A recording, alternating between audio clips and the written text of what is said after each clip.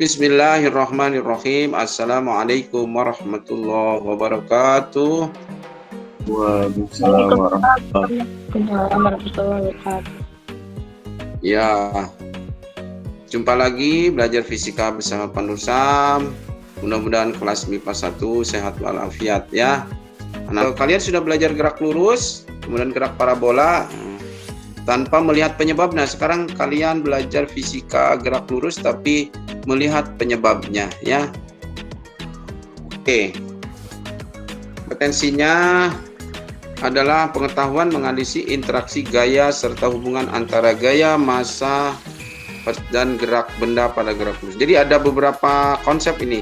Jadi nanti kalian akan mempelajari tentang konsep ini, gaya, dan hubungannya dengan massa dan gerakan ya. Jadi gerakan gitu. Ini pengetahuan. Yang berikutnya yang keterangan melakukan percobaan berikut presentasi hasilnya. Jadi karena kita masih pandemi melakukan percobaannya mungkin Bapak cut ini, Bapak skip, tapi kalian akan presentasi hasilnya dengan Bapak berikan datanya untuk diolah sama seperti kemarin ya. Pertama, menggambar gaya dan pemahaman hukum Newton ya. Yang kedua, penerapan hukum Newton pada benda diam dan benda bergerak. Jadi ini dua pertemuan, pekan ini dan pekan depan ya. Ya, seperti biasa Bapak akan memberikan refleksi kilas balik pada apa yang sudah kalian buat sebelumnya, yaitu tentang laporan eksperimen virtual ya. Tentang laporan eksperimen virtual. Yang pertama, anak-anak sekalian, laporan ini harus dibuat berdasarkan pengalaman sendiri ya. Tolong ini pengalaman sendiri, bukan pengalaman orang lain. Jadi apa itu di sini? Dikerjakan sendiri ya. Nah, Bapak ingin singgung, ada lebih dari 5 orang, ini isinya sama seperti ini. Oh ya. Jadi isi tentang pengetahuan kok persis sama 1, 2, 3, 4. Kalau ada yang serupa seperti ini ya, maka semua dibatalkan kelulusannya. Jadi artinya kalau misalnya udah dapat 83 misalnya, nah ternyata ada di bawahnya sama ini.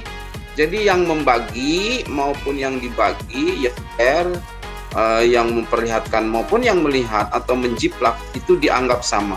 Yang kedua adalah masalah kelengkapan laporan. Kelengkapan laporan. Tolong dilihat sesuai instruksi ya. Sesuai instruksi. Jadi cukup banyak yang laporannya tidak sesuai dengan instruksi. Contoh misalnya, diminta data awal seperti ini. Data awal seperti ini. Ini banyak yang nggak ada ini. Ini contoh yang bagus nih. Dia ada V0-nya, ini ngetiknya, nanti diperbaiki V0, nolnya yang kecil gitu ya, sama dengan 15. Ini sudah bagus ini, ada datanya. Ini lah. Terus ini haknya H0, 3 meter, 3 meter, ini 15 meter. Nah, terus yang kedua, ini bagus. Nah, ini bagus, ada data awal, bagus ya. Terus yang kedua, ada grafik. Ada grafik. Nah, ini ada sedikit kelirunya grafik. Yang Bapak inginkan hanya regresi. Ini nggak ada, nggak perlu ini. Nah, ini tidak perlu. Jadi yang kamu lakukan adalah display equation ya. Equation. Ini aja, display equation. Yang kedua, ini betul ini. Nah, ininya aja yang betul. Ini sudah betul. Nah, yang kedua ini gambarnya. Ini nggak boleh patah-patah. Ini kan patah-patah ini. Jadi ini gambar tidak patah-patah. Kemudian ada garis ini juga nggak ada ini seharusnya. Jadi kenapa ini ada patah-patahnya gitu? Karena ini keliru mengambil. Kamu harusnya pakai insert scatter ya, insert scatter. Yang pada waktu di blok itu ini ke insert scatter. Kalau ke insert scatter nggak bakalan begini. Pilih yang itu yang titik-titik begini. Jangan yang garis. Kalau yang garis jadilah patah-patah seperti ini. Ya. Kemudian jadi ini sudah betul-betul sedikit salah ya. Yang berikutnya saya buat persamaan regresinya S kuadrat. Nah, ini sudah betul nih. Jadi Y-nya sudah diganti. Tadinya kan Y, ini Y di sini. Nah, di sini sudah diganti, sudah S kuadrat. Ini betul. Kemudian X-nya di sini sudah ganti dengan H. Jadi udah betul ini. Dua betul. Jadi ini contoh laporan yang udah banyak betulnya ya. Dan nilai gradiennya adalah 43,954. Ini sudah betul. Gradiennya M. Nah, betul ya. Kemudian nilai konstantanya adalah K sama dengan ini akar ya. Akar gitu. 5 kali gradien kan, 5 kali gradien. Ini gradiennya sudah betul. Akar lagi gradien dari ini. Hasilnya 14,82.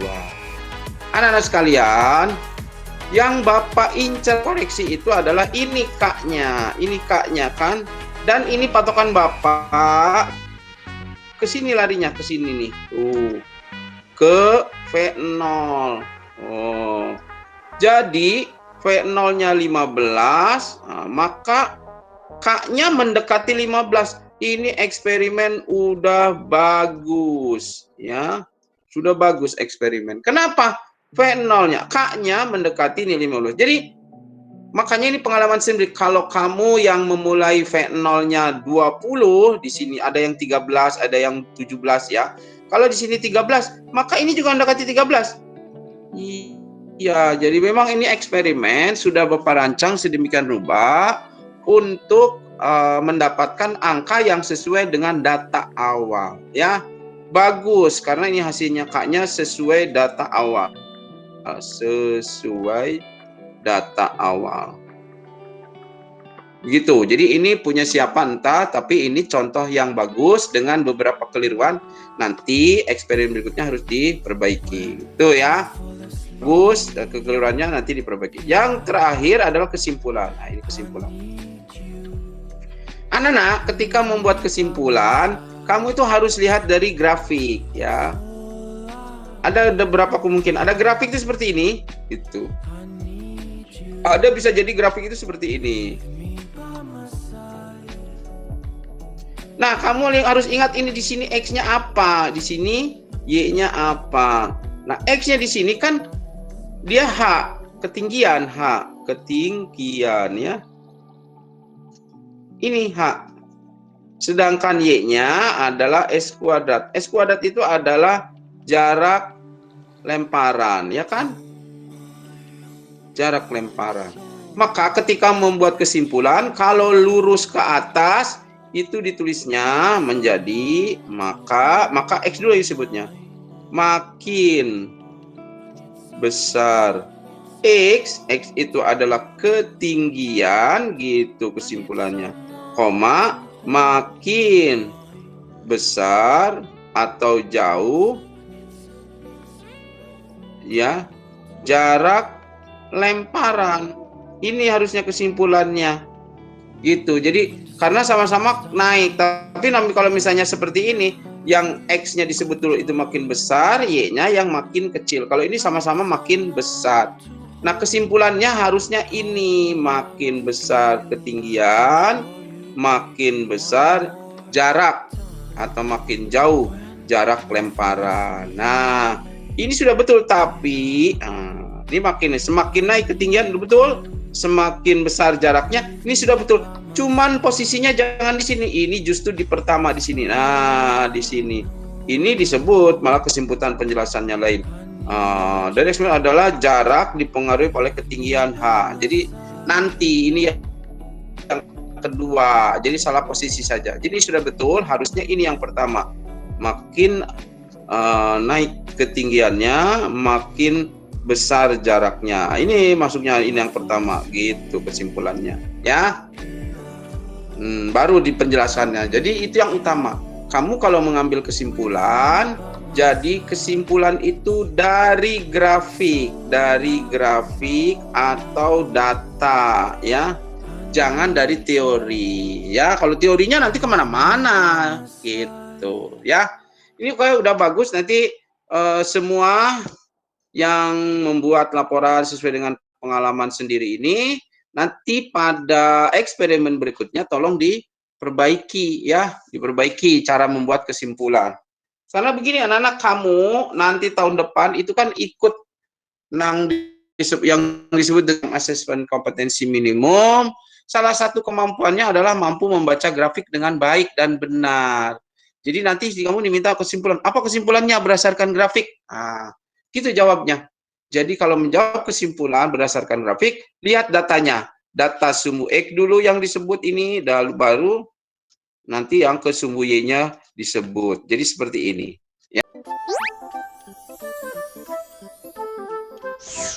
Halo sahabat Dikbud, di masa kebiasaan baru seperti sekarang ini, ingat selalu pesan ibu. Keluar rumah kalau penting saja ya nak, ingat untuk selalu 3M. 3M itu mudah dilakukan dan bisa mencegah penyebaran virus corona. Menggunakan masker, mencuci tangan dengan sabun dan air mengalir, menjaga jarak. Sahabat Dikbud, kalau kamu sayang keluarga, jangan bawa virus ke rumah ya. Ingat pesan ibu, ingat 3M.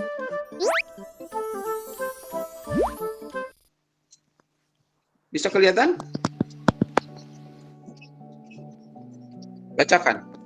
Bagaimana caranya mobil mogok supaya bergerak? Apa jawabnya, nak? Didorong, Pak. Bagaimana caranya mobil didorong? Ada lagi selain didorong? Ada jawaban lain selain didorong? Didorong udah betul. Ada lagi nggak selain didorong? Tarik. Ditarik, iya. Dorong tuh, ya. Atau ditarik tuh. Cewek lagi yang nariknya. Anak, dalam bahasa hari, jawaban tadi itu didorong dan ditarik. Tapi kalau dalam bahasa fisika itu jadi ada yang bisa digambarkan meskipun tak terlihat. Ini sebenarnya ada dorongan. Dorongan itu namanya gaya F gitu. Yang ini ada tarikan. Ini juga sama. Ini ada F. Jadi kalau bahasa sehari-hari tadi kamu bilang ini didorong gitu ya, atau yang ini ditarik. Nah, kalau dalam bahasa fisika jawabnya bukan didorong atau ditarik, tapi diberi gaya. Karena gaya ini ada bisa gaya dorong gitu, gaya dorong, bisa juga berarti gaya tarik gitu. Paham ya? Jadi dalam bahasa sehari-hari, sekarang biasakan dengan bahasa fisika. Bahasa fisika itu didorong itu artinya diberi gaya. Gaya itu dalam bahasa Inggrisnya adalah force. Maka ini sebenarnya ada F tuh. Ini juga ada F. Bilang dorong dan tarik itu ada gambarnya. Gitu. Jadi tidak perlu diberi F dorong. Enggak, begitu ada gambar ke sini, maka di dalam benak kita, oh itu namanya gaya dorong. Ini namanya gaya tarik. Jadi dengan makanya ada gambar. Itu yang disebut dengan vektor. Jadi kita menggunakan pos gaya lengkap dengan gambarnya. Ya. Jadi tadi apa jawabnya? Didorong, Pak, ditarik, Pak. Nah, sekarang kalau fisika yang nanya, guru fisika yang nanya, misalnya Pak Nurman gitu. Diapain? Diberi gaya, Pak. Ngomong begitu kira-kira. Gaya apa? Oh, bisa gaya dorong, bisa gaya tarik. Begitu, ya. Jadi ada penyesuaian cara menjawab dalam kehidupan sehari-hari dan cara menjawab dalam pelajaran fisika, ya. Berikutnya halo Sarah. Halo Sarah.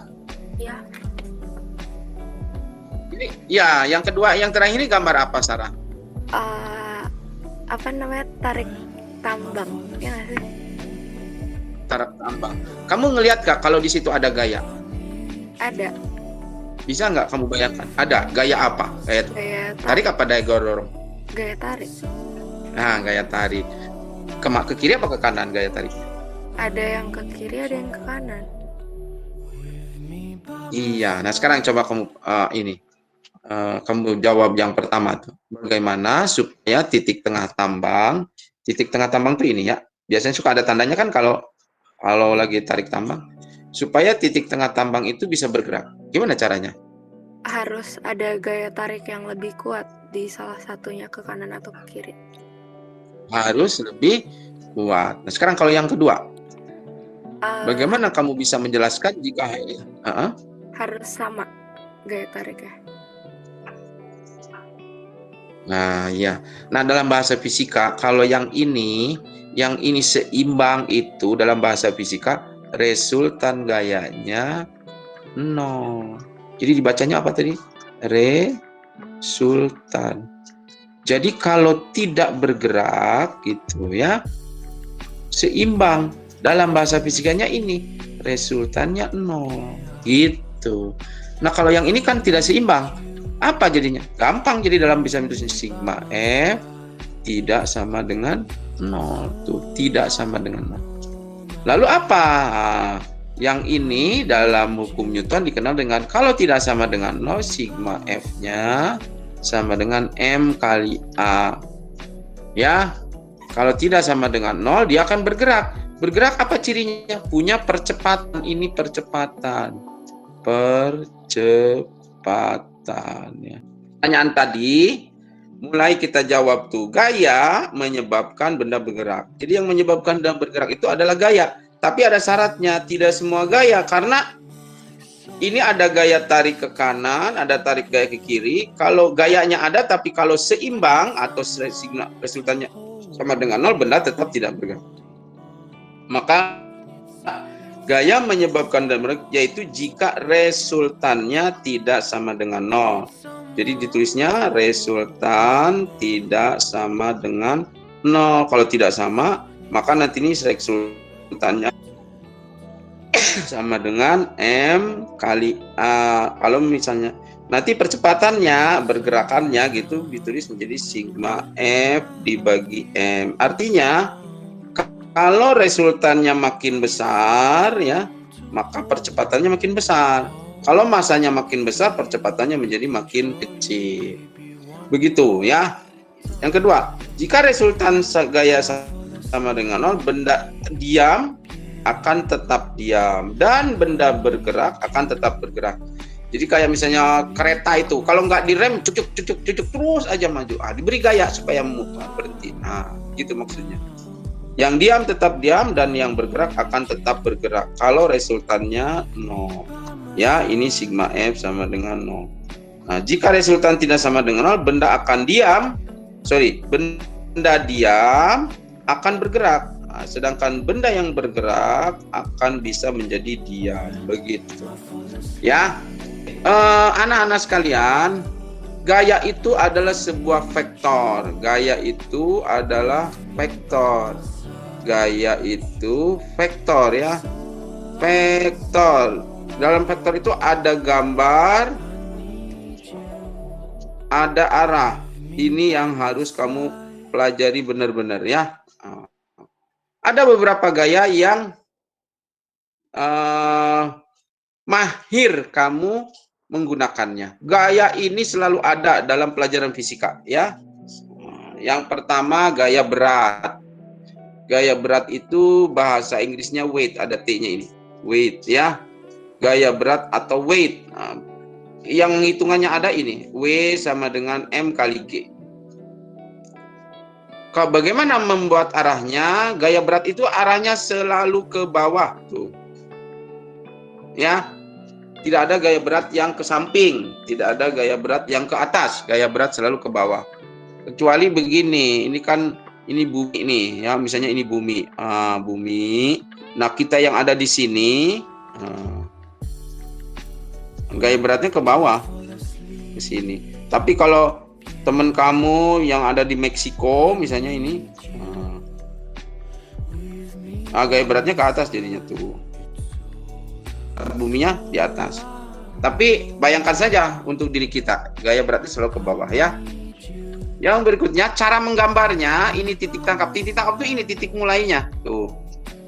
Titik mulainya. Titik tangkapnya ada di pusat benda. Jadi bendanya berbentuk segi 6. Jadi pusatnya ini. Jadi kalau misalnya bendanya segitiga, misalnya begini tuh, segitiga. Gimana gaya beratnya? Dari sini, dari tengah-tengah ke bawah. Tuh gitu. Bisa dipahami? Alwi, Miftahudin, Anissa, tadi Anissa cara masuk ya ke MIPA 2 tadi ya? Iya, Pak. Anissa bisa dipahami ya? Insya Allah, Pak. Coba Anissa. Ya ini gaya berat itu nomor 1 lambangnya W ya, W M kali G ya. Coba yang 2 bacain Anissa. Karakteristik ya, Pak. Nisa.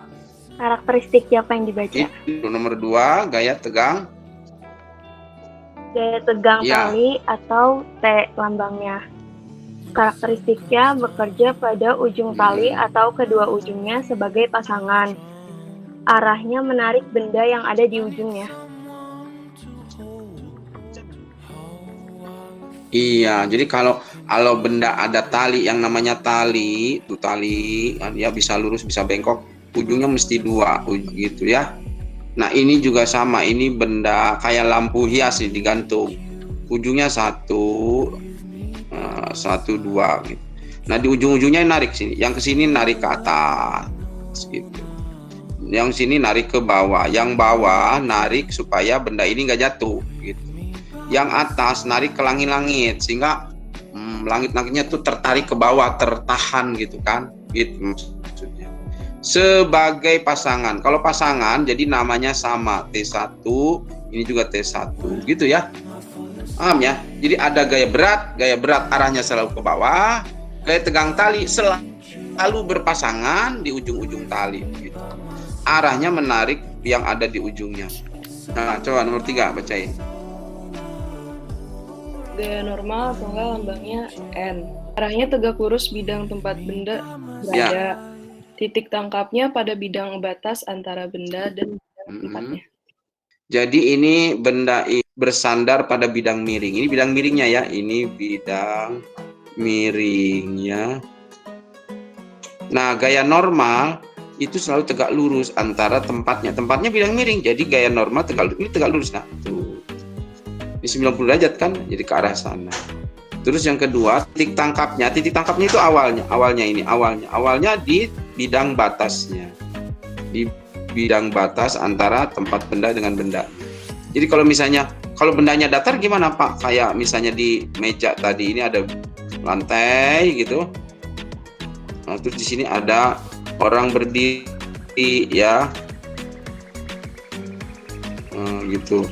Kemana gaya normalnya? Gaya normalnya di kaki ke sini. Kemana ke arahnya? Ke atas gaya normalnya gitu.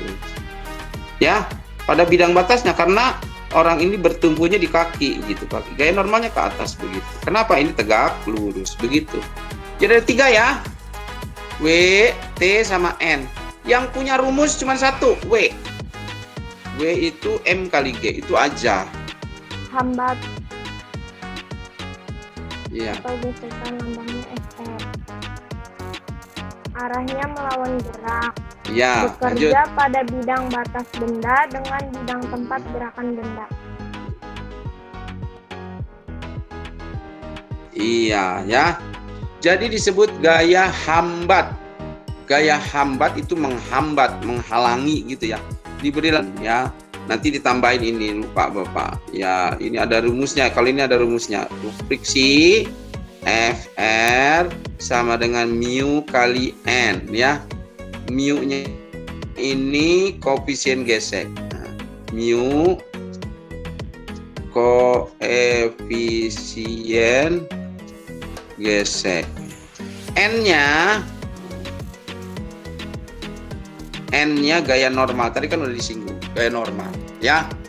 Jadi yang ada rumusnya cuma 2, W sama FR, friction. Arahnya melawan gerak. Ini kenapa arahnya ke atas? Karena benda yang berada pada bidang miring kayak gini berkemungkinan atau berpotensi dia akan turun. Ya kan? Dia akan turun kan? Tuh, akan turun ke sana. Turun ke sana, turun ke sana. Karena kenapa dia nggak turun ya? Karena ada gaya gesek begitu, dihambat oleh gesek. Jadi arahnya melawan. Nah, ini melawan gerak ya, melawan dan berada pada batasnya, bidang batas benda dengan tempat gerakannya. Jadi di sini sepanjang ini gaya geseknya begitu. Jadi ada 4 gaya. Ya, gaya berat W, gaya tegang tali T, gaya normal N, dan gaya friksi atau hambat FR. Tuh ya, semuanya ada cara menggambar. Gaya berat arahnya ke bawah, ya, selalu ke bawah, nggak ada gaya berat ke samping. Terus gaya normal selalu tegak lurus, ya, tergantung pada tempat benda itu bersandar. Yang ketiga gaya tegang tali, kalau ada tali. Kalau nggak ada tali, nggak ada gaya tegang tali, ya. Dan gaya gesek, gaya hambat itu kalau memang ada gesekan, ya. Oke. Ini ada beberapa diskusi. Anak, ini semua bahan ada di yang kemarin Bapak kirim, ya, yang PDF kemarin itu. Jadi untuk pertemuan itu bisa kamu gunakan, ya. Oke, kita lihat yang pertama ini. Benda A ada di atas meja dihubungkan tali melalui katrol dengan benda B. Nah, gambarnya ini tuh. Jadi kamu harus bisa menerjemahkan kalimat seperti ini menjadi gambar yang menggantung di tepi meja. Jadi kalimat itu bisa digambarkan kayak gini tuh. Jika permukaan meja licin. Kalau licin berarti tanpa hambatan. Artinya licin itu tanpa hambatan, ya. Apakah sistem benda itu diam atau bergerak, ya? Kalau ada gesekan, ini kehambat ini. Tapi kalau nggak ada gesekan, anak-anak, ini karena dia punya berat, maka dia akan turun ke sini, ya. Akan turun ke arah sini. Arah gerakan biasanya diberi lambang A, percepatan. Jadi A itu percepatan. Percepatan itu menunjukkan gerak, ya.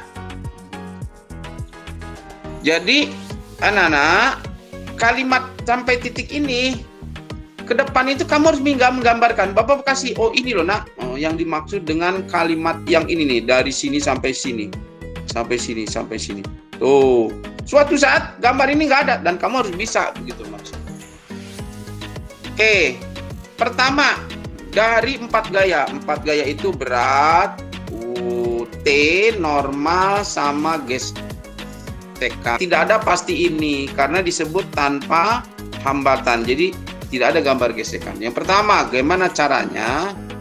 Benda A yang di atas meja tadi punya massa, maka kamu gambar W-nya. Jadi ini ada gambar W. Kalau Bapak gambarkan di sini, di tengah-tengah sini nih. W itu di tengah. Set, itu W. Ini kasih nama WA. Gitu. Terus yang kedua, benda ini juga punya massa. Ini gambarnya ini udah jadi. Tapi kalau Bapak gambar ulang dari tengah-tengah sini ya. Ya sini. Ini WB, begitu cara gambar. Terus yang kedua, apakah ada tali? Ada, disebutkan tali. Nah, tali itu ujungnya yang satu di sini, yang satu di sini. Maka nanti gambar jadinya seperti itu. Jadi awalnya dari sini. Jadi persis di sini kamu gambar tegangan tali T gitu. T, yang ini di ujung sini ada tegangan tali, ini juga T, begitu. Yang ketiga, benda ini menggantung berarti tanpa bersandar. Kalau tanpa bersandar tidak ada gaya normal. Yang bersandar benda yang ini, ya. Ini ada gaya normal. Gaya normal itu karena bidangnya datar, jadi gaya normalnya ke atas. Jadi ini tegak lurus. Maka gambar ini kira-kira dari bawah sini gambarnya. Set gitu.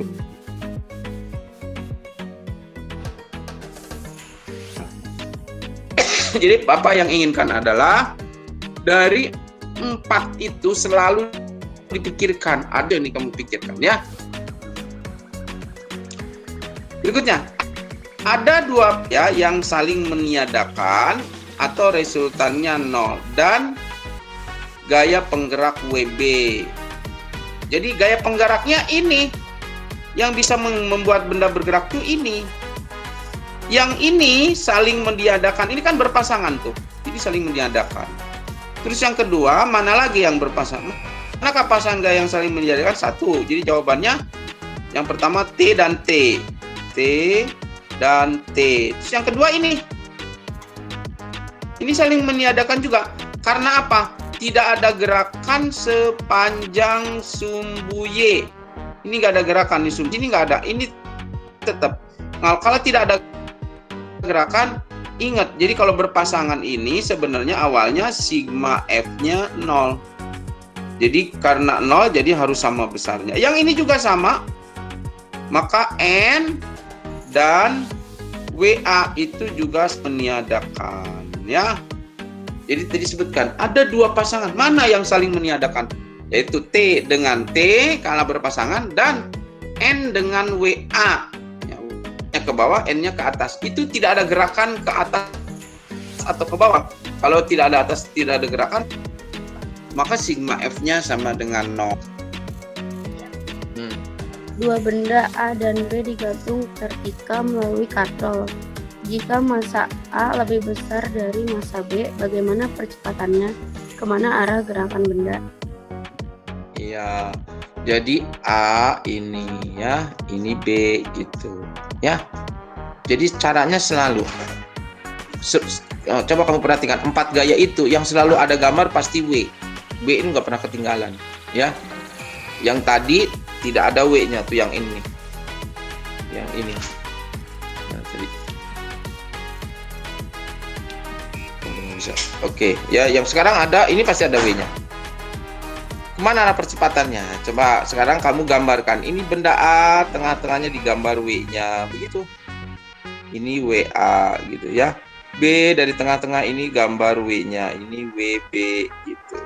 Nah, yang besar A lebih besar dari P. Kalau A lebih besar B, kira-kira halo Ratu, itu yang A ini naik apa turun, atau B naik apa turun?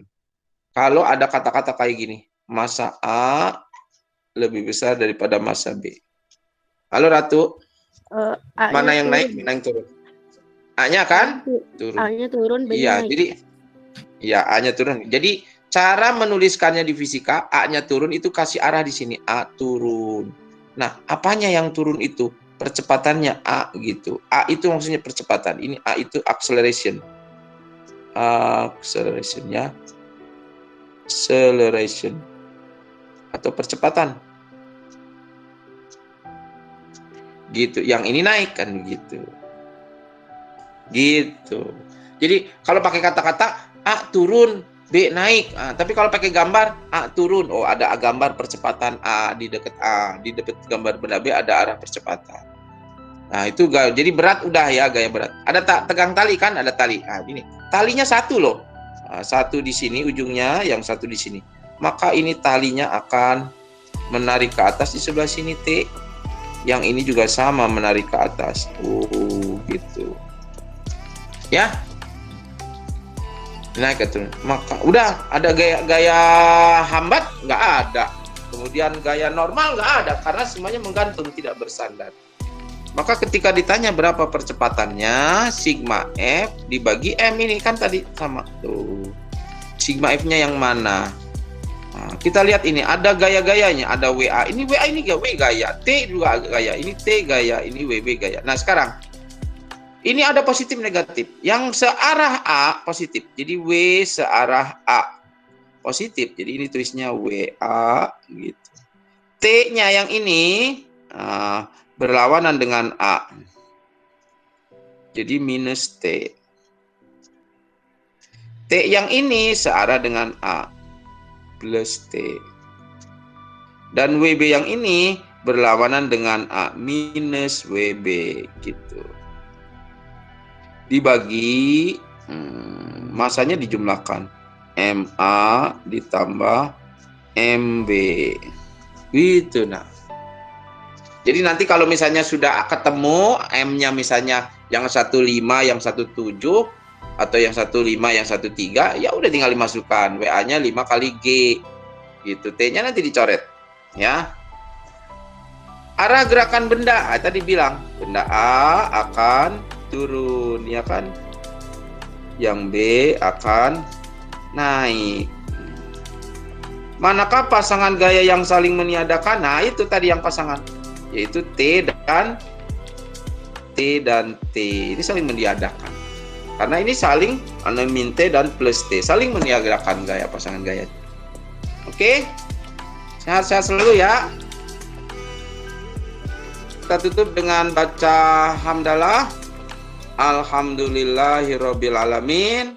Assalamualaikum warahmatullahi wabarakatuh. Waalaikumsalam warahmatullahi wabarakatuh. Waalaikumsalam warahmatullahi wabarakatuh.